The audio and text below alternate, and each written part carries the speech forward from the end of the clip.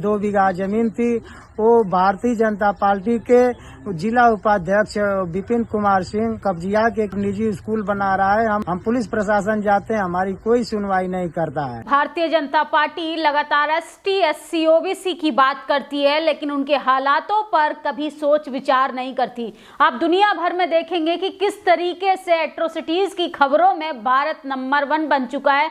भारत में लगातार जाति व्यवस्था जो है वो अपनी चरम सीमा पर है। जाति व्यवस्था को खत्म करने का लगातार राजनीतिक पार्टियां दावा तो करती हैं, लेकिन धरातल पे स्थिति कुछ और ही। आप देखेंगे कि किस तरीके से अगर आप शेड्यूल ट्राइब हैं तो आपको डराया जाएगा नक्सलीवाद कहकर, और आप शेड्यूल कास्ट से तो आपको जातिवादी कहा जाएगा। आपको तमाम तरीके की धाराओं में जेल की सलाखों के पीछे भेजा जाएगा। और आप OBC हैं तो कैसे आप अगर सरकार से नियुक्ति पत्र की मांग करेंगे तो आप पर लाठीचार्ज किया जाएगा, क्योंकि आपको सिर्फ धर्म बचाने का ठेका दिया है। आपको अच्छे से नौकरी नहीं कर सकते, अच्छे से डिग्निटी के साथ आप स्कूल में पढ़ा नहीं सकते, और अच्छे से आप अपना घर मकान नहीं बना सकते हैं। मैं बात कर रही हूँ यूपी की। सोचिए, उत्तर प्रदेश से ऐसी खबरें लगातार आती रहती हैं कि दलितों पर लगातार अत्याचार हो रहा है, और उनके जो मुख्य आरोपी होते हैं उनका कनेक्शन कहीं ना कहीं भारतीय जनता पार्टी से निकलता है। वही भारतीय जनता पार्टी जो लगातार ST SC OBC की बात करती है, जातीय जनगणना की बात करती है, और OBC महापुरुषों को लगातार भारत रत्न देने का भी काम करे, क्योंकि लोकसभा का चुनाव नजदीक है। लेकिन सोचिए, दलितों की क्या स्थिति है, OBC समाज की क्या स्थिति है, ST समाज की क्या स्थिति है। मुसलमानों की तो हालत पे बात ही मत कीजिए। उनको तो इस देश में 2म दर्जे का नागरिक बना दिया है कि अगर आप मुसलमान हैं तो अपने ही खिलाफ हो रहे अत्याचारों पे आप आवाज नहीं उठा सकते, अपने ही अन्याय के खिलाफ आप आवाज को बुलंद नहीं कर सकते, क्योंकि ये सरकार आपको पाकिस्तानी बता देगी, ये सरकार आपको खालिस्तानी बता देगी, ये सरकार आपको आतंकवादी बता देगी। और लगातार सरकार जो है वो अपने ही कटघरे में खड़ी होती हुई नजर आ रही है, और सरकार का जो ST SC OBC प्रेम है वो सब खोखला होता हुआ नजर आ रहा है। मुमताज में जो आपने वीडियो देखा तो सोचिए किस तरीके से दलितों की जमीन को कब्जाने का लगातार प्रयास किया जा रहा है। जातिवादी गुंडे किस तरीके से जाति के दम पर उनको डरा कर उनकी जमीन को जबरन कब्जा कर और अपने कब्जे में ले रहा है, और उनको किस तरीके से गांव से पलायन करने के लिए भी मजबूर किया जा रहा है। उत्तर प्रदेश से खबरें आ रही हैं, दलित समाज सरकार में पूरी तरह से प्रताड़ित भाजपा नेता द्वारा किया जा रहा है, लेकिन दलित समाज के ठेकेदार भाजपा नेताओं की या बीजेपी पार्टी की जी हुजूरी करने में व्यस्त है। उनको अपने ही समाज के लोगों का दुख नजर नहीं आता है। सोचिए, एक दलित समाज का बुजुर्ग व्यक्ति सरकार से गुहार लगा रहा है, प्रशासन से गुहार लगा रहा है कि कैसे भारतीय जनता पार्टी के जिला उपाध्यक्ष ने उनकी जमीन को कब्जा लिया, और उस पर स्कूल बनाने के साथ साथ उनको धमकियां भी मिल रही हैं। प्रशासन के पास वो कंप्लेंट करने जाते हैं तो प्रशासन भी जाति के आधार पे उनकी FIR तक दर्ज नहीं कर सकती है। सोचिए, अगर आप शेड्यूल कास्ट से आते हैं, आप OBC समाज से आते हैं, आप शेड्यूल ट्राइब समाज से आते हैं, तो आपको जाति के आधार पर भी न्याय नहीं मिलेगा। आपकी जाति के आधार पे भी कंप्लेन दर्ज नहीं होगी। जाति के आधार पे सिर्फ आपको शोषण सहना पड़ेगा। जाति के आधार पर आपका लगातार अत्याचार होता रहेगा, लेकिन जाति के आधार पे आपको कभी न्याय नहीं मिलेगा। सिर्फ जाति की बात तमाम नेता जो हैं वो चुनावी जुमलों में करते हैं, होर्डिंग बैनरों पर करते हैं, लेकिन धरातल पे जब आप देखेंगे कि किस तरीके से बर्बरता स्थिति में ST SC माइनॉरिटी की हालत है, ये काफी ज्यादा दर्दनाक है। सोचिए, आजादी के 75 साल बाद भी जातिवाद की जो जड़ें हैं वो कितनी मजबूत हैं। देश के प्रधानमंत्री विकसित भारत का सपना देखते हैं। कैसा विकसित भारत बनाना चाहते हैं कि जिसमें एक विशेष जाति के लोगों का कब्जा रहेगा तमाम संस्थानों पर, एक विशेष जाति के लोग जाति के आधार पर डरा कर धमका कर लोगों की जमीन को कब्जाने का काम करेंगे। और जब आप प्रशासन के पास जाएंगे न्याय की गुहार लगाने के लिए, इंसाफ के लिए, तो प्रशासन भी आपको फटकार कर दौड़ा दौड़ा कर लाठियों की धमकियां देगी। सोचिए किस तरीके से लगातार बहुजन समाज के लोगों के पास जो बची कुची थोड़ी बहुत जमीन है उनको कब्जाने का काम लगातार जातिवादी गुंडे कर रहे हैं। मैं जाति का व्यक्ति हूं, मेरी जमीन को भाजपा के गाजीपुर के जिला उपाध्यक्ष विपिन कुमार सिंह ने कब्जा लिया। पुलिस कोई सुनवाई नहीं कर रही है। सोचिए, लगातार बीजेपी के जो लोग हैं, नेता, अभिनेता, प्रवक्ता, किस तरीके से दबदबा दिखाते हैं, किस तरीके से अपनी पावर का गलत इस्तेमाल कर कमजोर व्यक्ति से जमीन हड़पने की कोशिश करते हैं। आपने देखी होगी कि किस तरीके से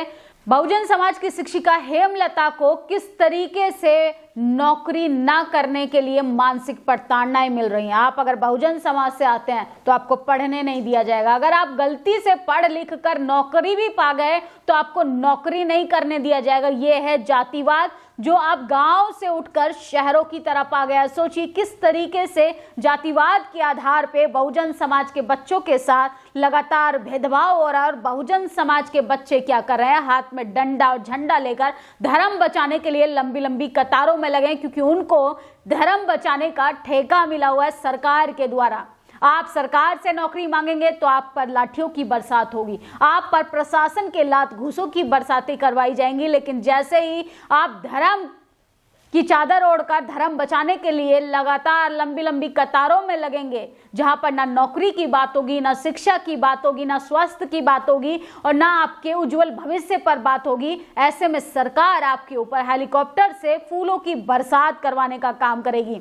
सोचिए, शिक्षा में सरस्वती का क्या योगदान है। इस प्रश्न के कारण राजस्थान सरकार ने एक दलित शिक्षक को बर्खास्त कर दिया। राजस्थान सरकार को अपने फैसले पर पुनः विचार करना चाहिए और अपने द्वारा किए गए कार्य को भी बताना चाहिए।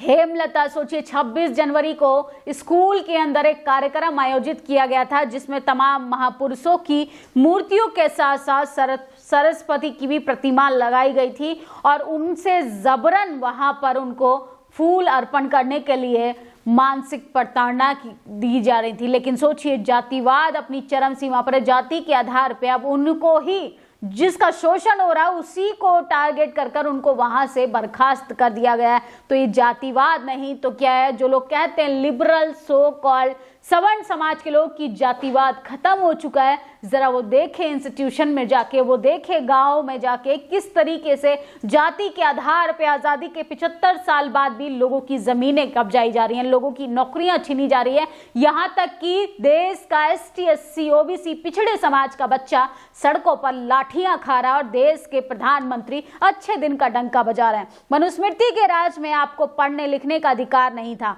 आपने शिक्षा के लिए किसने संघर्ष किया, आपके लिए स्कूल किसने खोला, जिसने भी खोला वह शिक्षा की देवी है। सोचिए, लगातार लोग जो हैं वो जातिवाद के भी खिलाफ लिख रहे हैं और प्रेमलता भैरवा के समर्थन में भी बहुजन समाज जो है यूनिटी दिखा रहा है कि जातिवाद के आधार पे अब किसी को भी बलिदान नहीं देना पड़ेगा, जाति के आधार पे अब किसी की भी नौकरी जातिवाद नहीं ले सकते हैं। सोचिए, ITI में पूछा सरस्वती का जन्म कब हुआ, उनका शिक्षा में क्या योगदान रहा, तो इस तरीके की चीजें आपसे पूछी जाएंगी। सोचिए, दिल्ली यूनिवर्सिटी के गेट नंबर 4 पे बहुजन समाज की बेटी डॉक्टर रितु लगातार धरना प्रदर्शन कर रही हैं। राम राज्य में उत्तर प्रदेश वही राम राज्य है जो सर्वश्रेष्ठ राज्य का खिताब दे चुके हैं। उत्तर प्रदेश के मुख्यमंत्री वहां पर 69,000 शिक्षक भर्ती घोटाले को लेकर लोग लगातार 500 से भी ज्यादा दिन हो गया है धरने पर बैठे हैं। सरकार से सिर्फ नियुक्ति पत्र की मांग कर रहे हैं। ARO और RO एग्जाम के लिए लोग लगातार सरकार से गुहार लगा रहे हैं कि हमारे एग्जाम को दोबारा कराया जाए। लेकिन सोचिए, लाठियों से बरसात हो रही है, लात घूसों से उनका स्वागत किया जा रहा है और देश के युवाओं को इजराइल जैसे देश में नौकरी के लिए मजबूरन जाना पड़ रहा है। देश के प्रधानमंत्री क्या यही विकसित भारत बनाना चाहते हैं कि अपने ही देश के युवाओं को आप बेरोजगार बनाइए, अपने ही देश के युवाओं के हाथ में आप लॉलीपॉप थमाइए, अपने ही देश के युवाओं के हाथ में आप कटोरा थमाइए और अपने ही देश के युवाओं को एक ऐसे देश में जाने के लिए मजबूर कर दीजिए जहां पर युद्ध छिड़ा हुआ है। क्योंकि इस देश में बैठे सत्ताधारियों को आपके उज्जवल भविष्य से कोई लेना देना नहीं है। उसको जब धर्म के नाम पर वोट मिल रहा है तो वो क्या ही करेंगे शिक्षा पे बात कर वो क्या ही करेंगे रोजगार पर बात कर वो क्या ही करेंगे आपको नौकरियां देकर। जिस तरीके से देश के हालात होते जा रहे हैं उनको बेहतर बनाकर, जब देश के सत्ताधारियों का भला धर्म के कार्ड से ही हो रहा है तो देश का युवा तो लाठियां खाएगा ही। सोचिए, मोदी सरकार देश के भविष्य की दुश्मन बन गई है। कहीं भर्ती के लिए तरसते छात्र, कहीं पेपर लीक से हताश छात्र, कहीं नियुक्ति के लिए कोर्ट का चक्कर काटते छात्र, कहीं आवाज उठाने पर लाठियों की मार खाते छात्र। आरओ से लेकर पुलिस भर्ती तक, रेलवे से लेकर सेना तक, एक भी परीक्षा न्यायपूर्ण ढंग से करा पाने में नाकाम भाजपा सरकार अपना गुस्सा युवाओं पर निकाल रही है। नौकरी पैदा करने वाले संस्थान अपने मित्रों को बेचकर युवाओं को ठेके पर रखना चाहते हैं। मोदी की पॉलिसी है कि और शोषण मतलब मोदी की गारंटी। सोचिए, लगातार लोग जो मोदी सरकार की गारंटी की बात करते हैं, देश के प्रधानमंत्री लगातार अपने भाषण में कहते हैं मोदी की गारंटी मतलब विकास की गारंटी, डबल इंजन सरकार मतलब डबल विकास। लेकिन यहाँ तो तस्वीरें चीख चीख कर कह रही हैं डबल इंजन सरकार मतलब डबल जातिवाद, डबल बेरोजगारी, डबल भ्रष्टाचार, डबल असुरक्षा। महिलाओं के साथ जिस तरीके की बर्बरता हो रही है काफी ज्यादा भयानक है। लेकिन सोचिए, बहुजन समाज के लोगों का अब जमीन छीनी जा रही है। बहुजन समाज के लोगों को किस तरीके से मानसिक रूप से प्रताड़ित किया जा रहा है। बहुजन समाज के बच्चों को किस तरीके से लाठियों से मारकर स्कूल, कॉलेज, यूनिवर्सिटी के दरवाजों से दूर रखने की साजिश फिर से शुरू की जा रही है। और आप अगर बहुजन समाज के बोल्ड, बेबाक, तेज तर्रार डॉक्टर रितु की तरह, लक्ष्मण यादव की तरह अपनी बात रखते हैं तो आपको किस तरीके से प्रताड़ित किया जाएगा, आपकी नौकरी तक खा लिया जाएगा। सोचिए, ये जातिवाद नहीं तो और क्या है। तो जातिवाद की जो जड़ है वो भारत में आज़ादी के 75 साल बाद भी इतनी मजबूती से आज भी उसकी जड़ें इतनी मजबूत हैं कि जातिवाद के आधार पर ही आपको न्याय मिलेगा, जाति के आधार पर ही आपकी कंप्लेन दर्ज होगी, जाति के आधार पर ही आपको नौकरियां मिलेंगी और जाति के आधार पर ही आपको घर बनाने की परमिशन दी जाएगी। सोचिए, भारतीय जनता पार्टी के जिला उपाध्यक्ष की गुंडागर्दी देखिए कि जाति के दम पर और पार्टी के दम पर कैसे बहुजन समाज के लोगों को डराने की कोशिश की जा रही है। पूरी बातचीत पे आपकी क्या प्रतिक्रिया, कमेंट बॉक्स में जरूर बताइएगा। और आप ये वीडियो कहाँ से देख रहे हैं, आपके शहर में जातिवाद की जो जड़ें हैं वो कितनी मजबूत हैं, ये भी आप हमें बता सकते हैं। शुक्रिया। नेशनल दस्तक की आपसे गुजारिश है कि अगर इसको बचाना चाहते हैं तो नेशनल दस्तक को सब्सक्राइब करने के लिए रेड कलर के सब्सक्राइब बटन को दबाएं, फिर बेल आइकन की घंटी दबाएं। नेशनल दस्तक को बचाने के लिए बहुत जरूरी है कि हर खबर को शेयर करें, लाइक करें, कमेंट जरूर करें।